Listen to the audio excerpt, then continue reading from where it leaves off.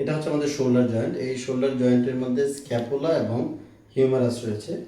এই স্ক্যাপুলা এবং হিউমারাসের লাস্টের দিকে যে এন্ড আছে, এই এন্ডের দিকের অংশগুলো কিন্তু সাদা এরকম থাকে, এগুলো কার্টিলেজ। আর এইগুলোর মাঝখানে এই নরম ক্যাপসুল থাকে। এই নরম ক্যাপসুল থাকার কারণে কিন্তু আমরা মুভমেন্ট করতে পারি। এই দুইটা হাড্ডির সাথে হাড্ডি যদি ঘষা লাগতো তাহলে কিন্তু মুভমেন্ট ভালোভাবে স্মুথলি হইতো না। যেহেতু এখানে নরম থাকার কারণে আমরা মুভমেন্টগুলো করতে পারি। কিন্তু কিছু কিছু রোগীর ক্ষেত্রে যেটা হয় যে এই নরম জিনিসটা, বিশেষ করে ডায়াবেটিসের কারণে বা অন্য কোনো কারণে হতে পারে, বয়সজনিত কারণে এটা শক্ত হয়ে যায়। এই শক্ত হয়ে যাওয়ার কারণে যখনই একজন মানুষ এই শোল্ডার তুলতে যায়, মুভমেন্ট করতে যায়, তখন প্রচণ্ড ব্যথা হয়ে থাকে। আর এই কন্ডিশনটাই হচ্ছে ফ্রোজেন শোল্ডার। এই ফ্রোজেন শোল্ডারের কারণে আমাদের প্রচণ্ড ব্যথা হয়ে থাকে, বিশেষ করে যখন আমরা রাতে শুইতে যাই, ঘুমাইতে যাই, ওই কাতে শুইতে যাই প্রচণ্ড ব্যথা হয়। তারপর যদি কারো রিক্সায় ঝাঁকি লাগে, শরীরে কোনো ঝাঁকি লাগলো বা হঠাৎ করে কোনো মুভমেন্ট হলো, তখন প্রচণ্ড ব্যথা বেড়ে যায়। এই ধরনের সমস্যার জন্য আমরা ফিজিওথেরাপি ট্রিটমেন্ট করে থাকি, যেটা খুবই আধুনিক ফিজিওথেরাপি চিকিৎসা।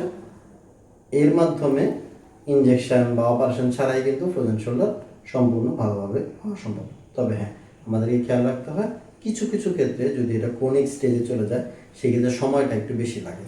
সেক্ষেত্রে কারো কারো ক্ষেত্রে 3 থেকে 4 সপ্তাহ সময় লাগতে পারে।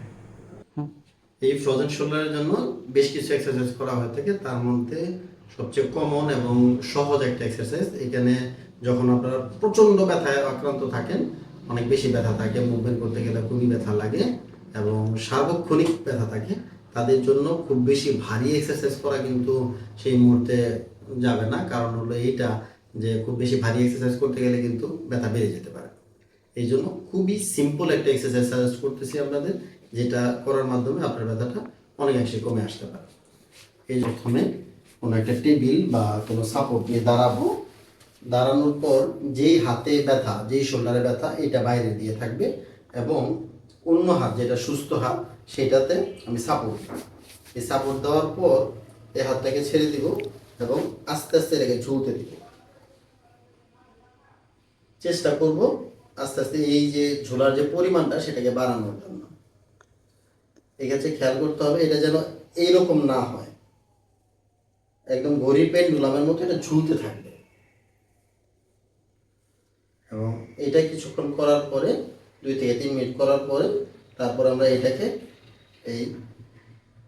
এইভাবে ঘোরাবো, ক্লকওয়াইজ অ্যান্ড অ্যান্টি ক্লকওয়াইজ আমরা ঘোরাবো।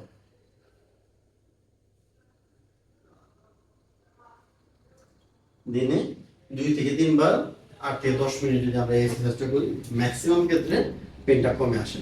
তবে হ্যাঁ, সম্পূর্ণ রিলিফের জন্য রেঞ্জ অফ মোশন যদি কমে যায়, তাহলে ফিজিওথেরাপিটা গুরুত্বপূর্ণ। ধন্যবাদ।